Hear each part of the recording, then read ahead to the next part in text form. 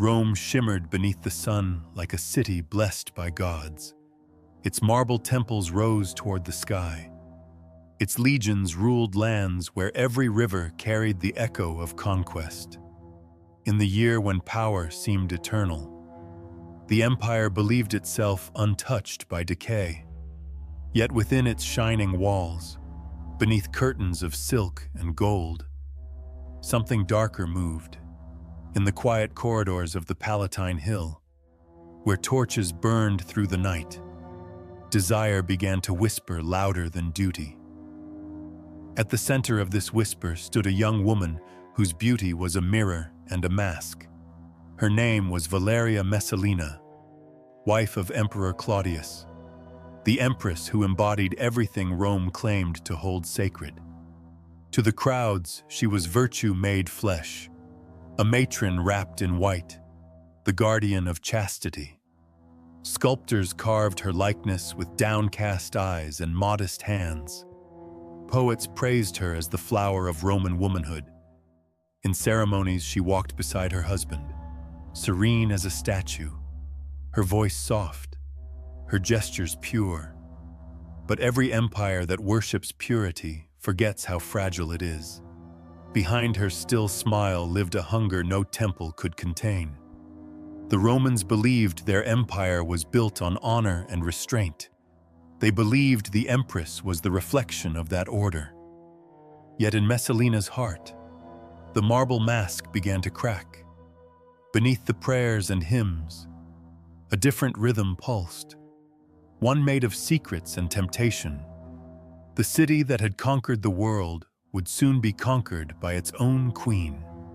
The night her story began, the moon rose above Rome like a blade of silver, and every whisper in the palace seemed to tremble with a name. It was not the gods who would test Rome's strength.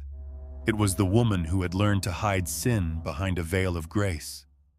If you believe that power always carries its own curse, stay with us. Subscribe to our channel, where history breathes through the silence of fallen empires. When the marble doors of the Palatine closed behind her, the woman the world called pure became someone else. Inside the palace, silence turned heavy, and torches burned through the night like watchful eyes. Messalina began to host gatherings that no law could describe and no priest could bless.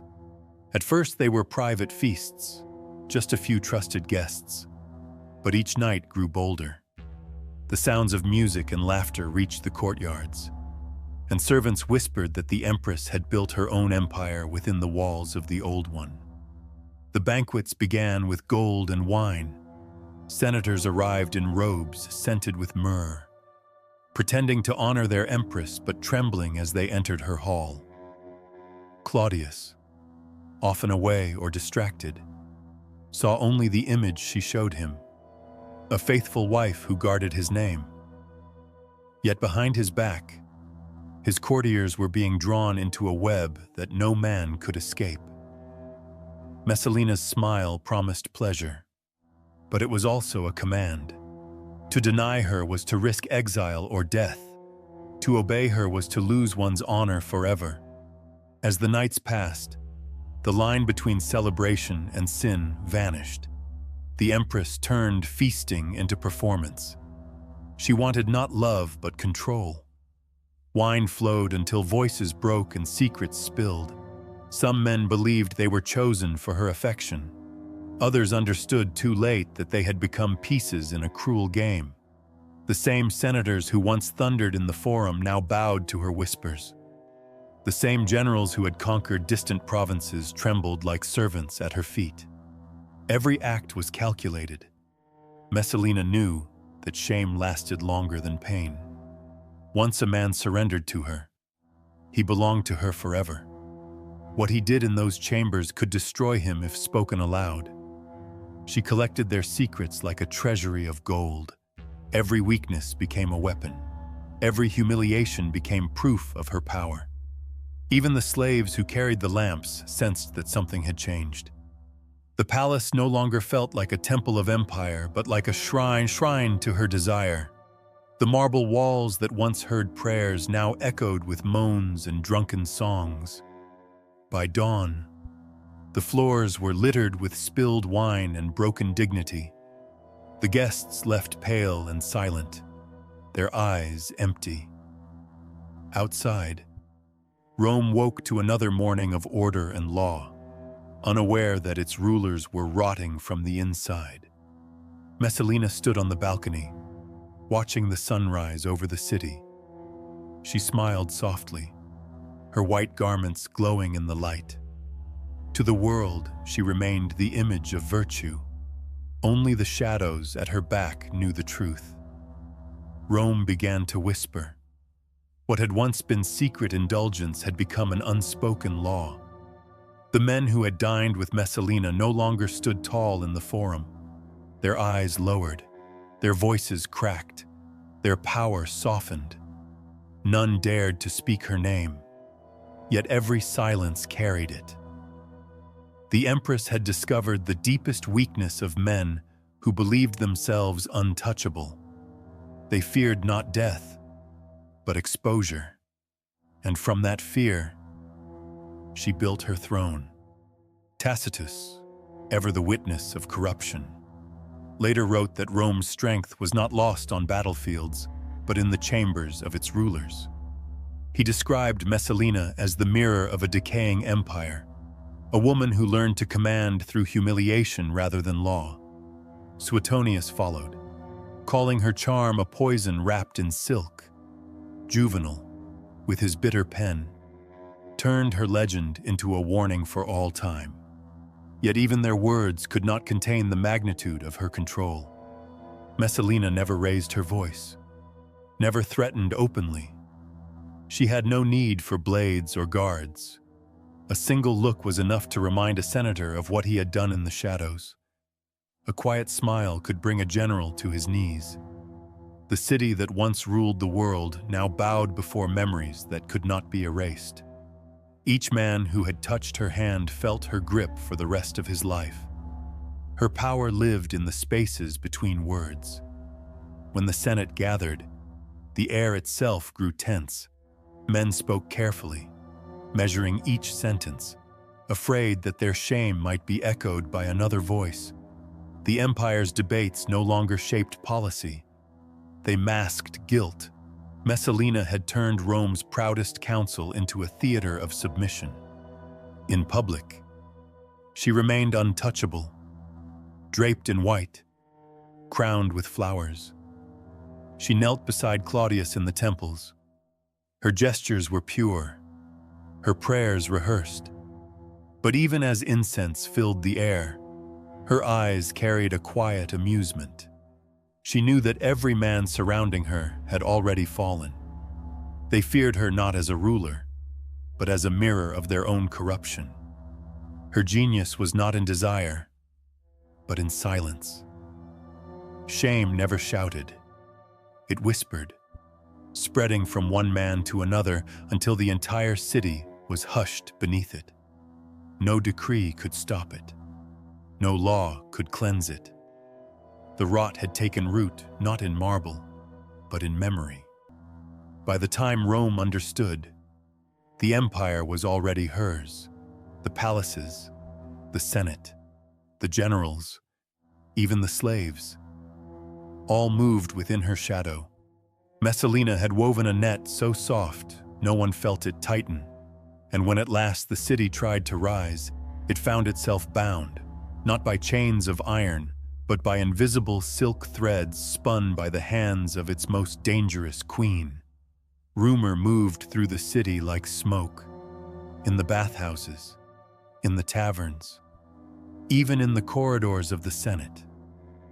Men lowered their voices when they spoke her name. It was said that the Empress had issued a challenge to the women of the streets, a contest that would measure endurance rather than virtue. Some laughed. Others crossed themselves, but all waited to see if it was true. Rome had seen emperors fall to madness before, yet none imagined that the guardian of morality would descend so far. The night arrived without fanfare. Clouds hid the moon. and the narrow streets of the Subura gleamed with oil lamps and spilled wine. Behind the wooden door of a common brothel, torches flickered and shadows moved. Messalina entered quietly, her white veil replaced by the rough fabric of the women who worked there. No crown, no jewels, only her eyes, sharp and unblinking. The air trembled as the attendants recognized her. They wanted to kneel but dared not. She told them to begin. What happened inside was spoken of only in fragments. There were no witnesses who could tell the story without shame. Some said the candles burned down to their last drop of wax before the Empress rose again. Others swore she greeted the dawn with the calm of a victor.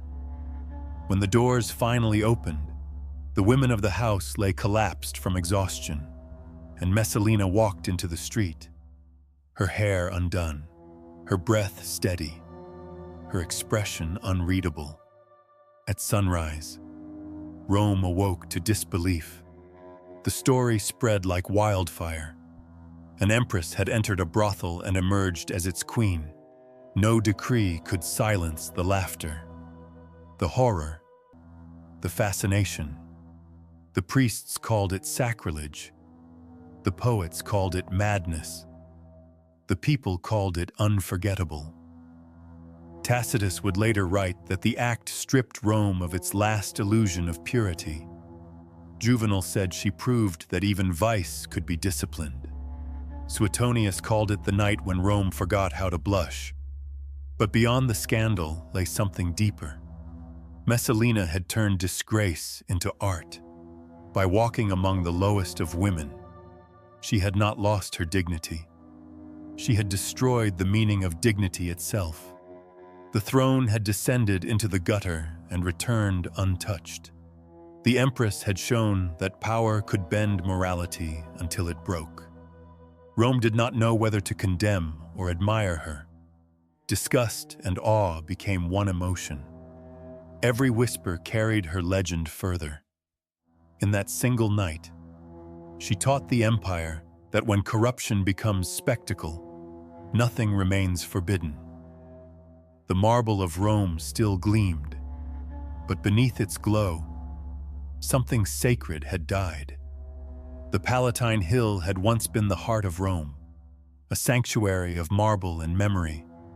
Here emperors had prayed to the gods, and the air itself carried the weight of divine order.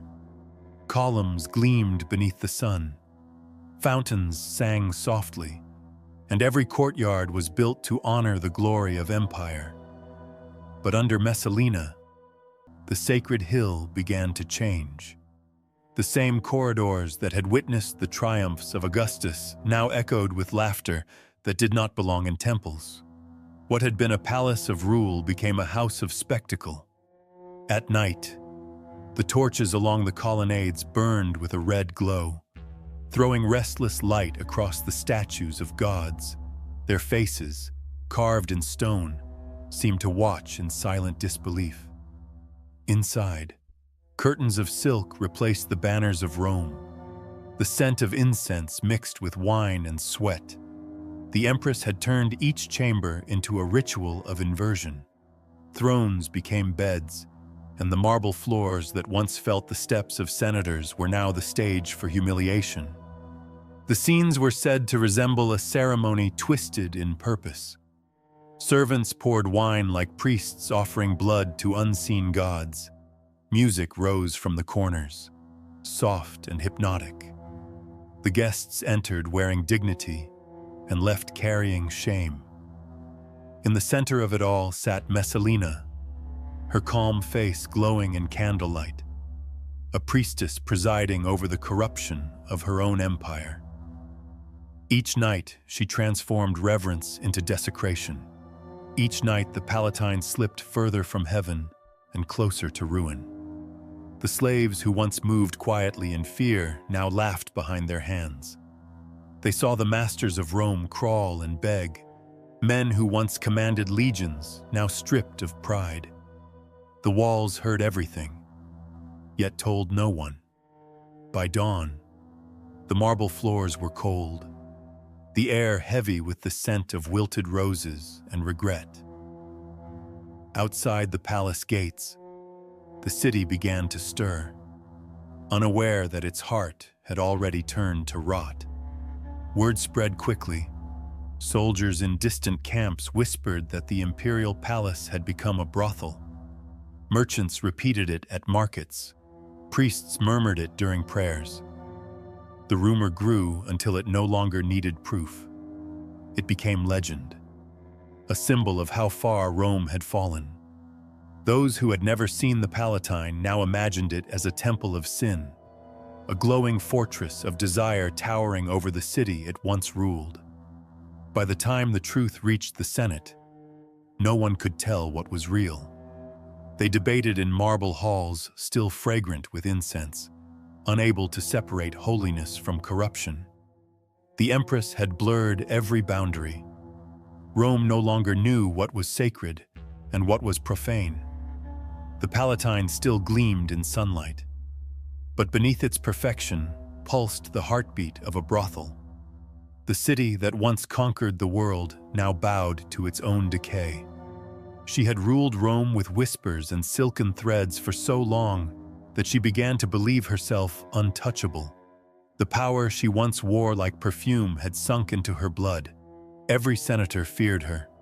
Every general obeyed her. Even Claudius, her husband and emperor, looked at her with the blind devotion of a man who had long forgotten how to see. In that haze of worship and fear, Messalina began to believe that nothing divine or human could ever strike her down. When Gaius Silius entered her life, it was as if she met her reflection made flesh. He was young, proud, and reckless, with the kind of beauty that turned admiration into envy. He did not bow when others did. He spoke to her as though she were not a queen but a woman. It thrilled her. For the first time, she felt something stronger than control. She mistook it for love, but it was only the mirror of her own hunger staring back at her. In her mind, Silius was not a lover. He was a symbol of the new Rome she would create. Claudius was weak, ruled by his advisors and his fear. She believed that the empire needed fire again, and she was ready to provide it. Night after night, she told Silius that the gods themselves had turned their gaze toward them, that fate had chosen them to rule together. He hesitated at first, but the Empress's words were poison and honey. Soon he believed her. The day she chose to marry him, the city seemed to hold its breath. The gardens of the Palatine shimmered under the afternoon sun. Musicians played softly, and the courtiers gathered in silence, pale with dread. None dared refuse the summons. They watched as the Empress of Rome walked toward another man, her jewels glittering, her veil trailing like smoke. She smiled, serene, as if performing a sacred rite. To her, it was not adultery, it was coronation. She believed she had become divine, a goddess crowning a new ruler beside her. But divinity is fragile when built on illusion. Outside the palace walls, whispers reached the Senate. The same men she had humiliated began to stir. Their fear now hardened into hatred. They called it treason and betrayal of the empire's soul. Within the palace, servants froze mid-step, afraid to speak her name. The laughter that once filled the corridors was gone, replaced by the echo of sandals and the crack of closing doors. When news reached Claudius, he refused to believe it. For years he had lived in the shadow she cast, too blind to see the rot beneath her beauty. But truth moves faster than denial. Letters arrived, witnesses spoke, and even his most loyal guards lowered their eyes. The emperor's face turned ashen, his silence heavier than rage. When he finally gave the order, it was short, final, inevitable. Silius was taken first. His courage failed him at the sight of the blade. Messalina tried to flee, but the gardens that once sheltered her pleasures now became her prison. She sent messages to Claudius, pleading for one more chance, but they were never read. The same hands that once poured her wine now barred her path. The same lips that once praised her now whispered her ruin. That night, the torches of the Palatine burned low. The empire held its breath once more, and the woman who had believed herself above gods and men stood alone, watching the world she built crumble into dust. For the first time in her life, she felt the chill of fear. It was not the fear of death, but the realization that power, once worshipped, can vanish without a sound. The night fell quietly over the Palatine Hill. The palace that once pulsed with laughter and music now lay under a shroud of silence. Messalina was led through the gardens where she had once ruled every shadow. Her jewels still clung to her wrists. Her silks still shimmered in the torchlight. But they no longer marked glory.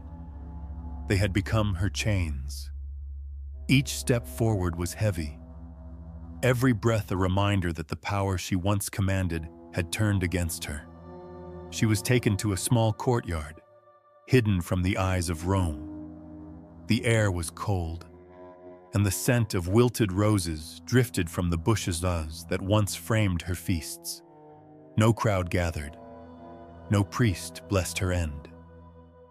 The guards stood motionless, unwilling to meet her gaze. In the distance, the city that had once adored her slept, unaware that its most dangerous queen was about to fall into silence.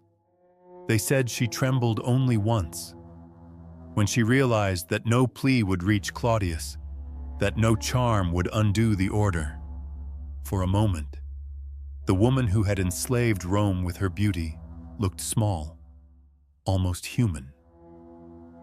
Then the blade fell, quick and merciless, and the empress who had turned desire into empire vanished into the darkness she had created. At dawn, the servants washed the marble floors where her footsteps had once echoed. The roses were gathered, the blood wiped away. Her name was removed from inscriptions, her portraits burned, her memory condemned. Rome tried to erase her as if she had never lived. Yet erasure is a fragile punishment. The more they tried to silence her, the more her story grew in whispers. Historians wrote of her with contempt, but their words could not bury her. Tacitus, Suetonius, Juvenal. Each tried to explain her as madness, hunger, corruption. Yet behind every accusation lingered fascination. They knew that Messalina was more than a woman. She was the reflection of Rome itself, a mirror that showed what happens when power forgets restraint. Her fall became a lesson carved not in stone but in memory. Palaces rise, empires expand, thrones glitter, yet every crown carries decay within it. Vice, when crowned, consumes its master. Messalina's reign ended not with glory, but with consequence, and though the city buried her under silence, the echo of her name remained in its marble halls, a ghost reminding rulers that corruption does not die with those who commit it. The Palatine Hill still stands, its columns pale beneath the Roman sun, but if one listens closely, one can almost hear the faint crack that runs through its marble, a whisper from the past that power, no matter how divine it seems, is never pure. If you believe power always carries its own curse, subscribe to our channel where history whispers through the ruins of empires.